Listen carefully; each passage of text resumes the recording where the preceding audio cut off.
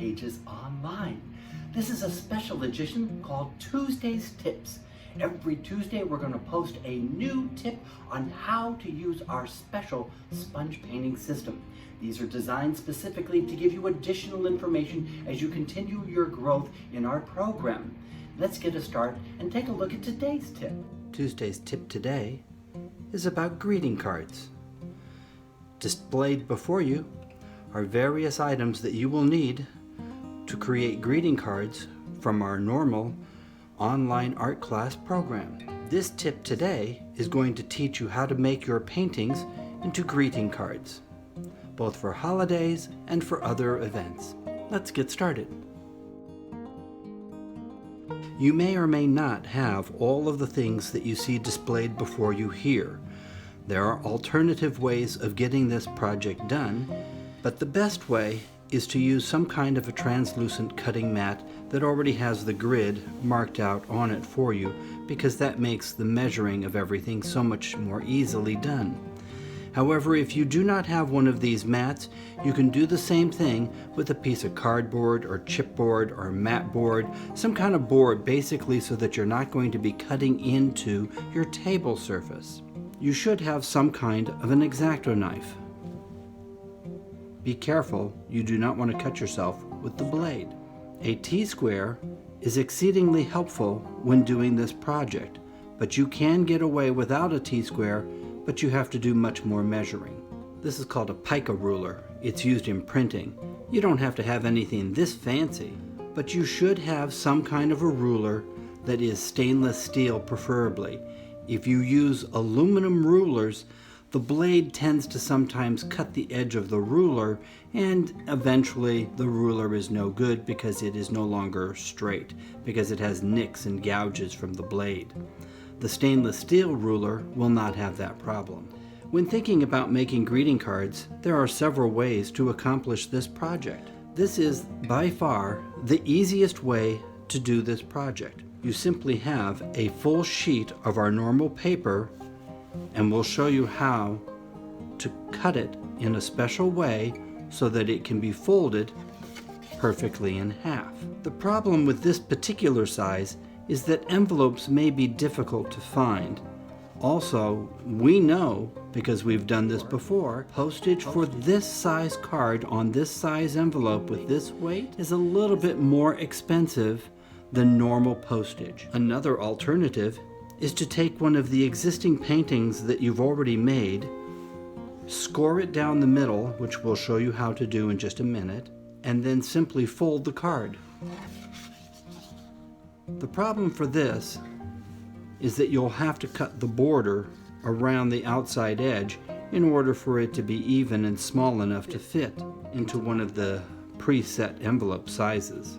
The other problem with this option is that your painting may not be very interesting on the one side that's facing the front end of the card. Some paintings work better for this, and others may not work quite as well. This is why we suggest this option, because this is the best and easiest way to do our program. And when you watch our videos, we will be making our paintings in this size format in order to turn them into greeting cards. So let's show you how it's done. The first thing you need is a sheet of your Canson watercolor paper. Remove the sheet from your pad. Line up your piece of paper on your board. If you do not have lines on your board, do not worry.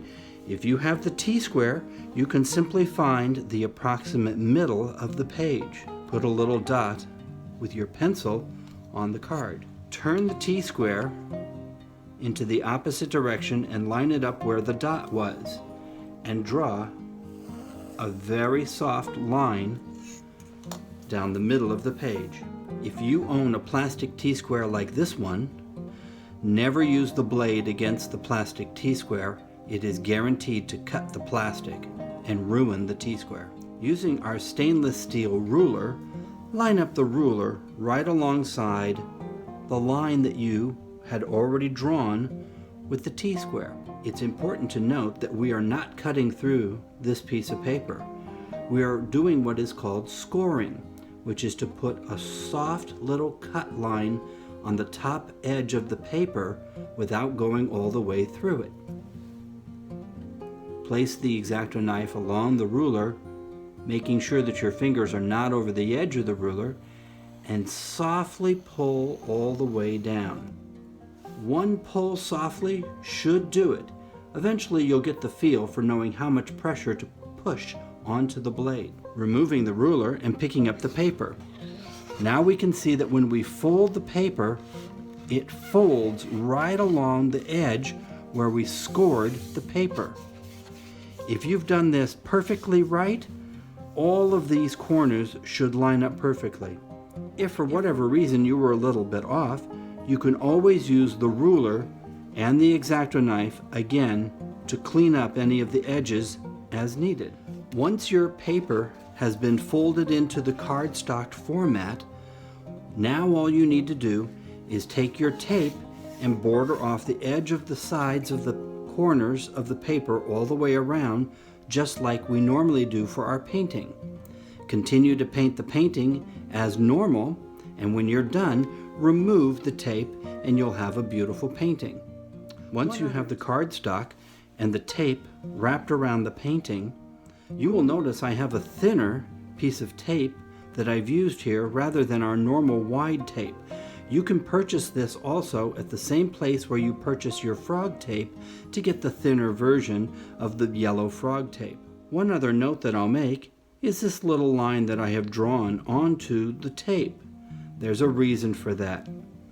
It reminds me that when I go to do this painting, that this is the bottom of the painting if I'm utilizing it in a horizontal format. If I'm using a portrait format, however, I want to make sure that the card opens on the correct side. Having this little mark on the tape reminds me that that's where the opening is for the card. We hope that you have enjoyed this little video and that this tip was helpful for you. For more of Tuesday's Tips, check out our website under the free classes for Tuesday's Tips. If you want, also check out the full video, which is all about learning how to paint with our sponge system, which is the free video on our website, The #1 Painting. And we look forward to seeing you then. Thank you.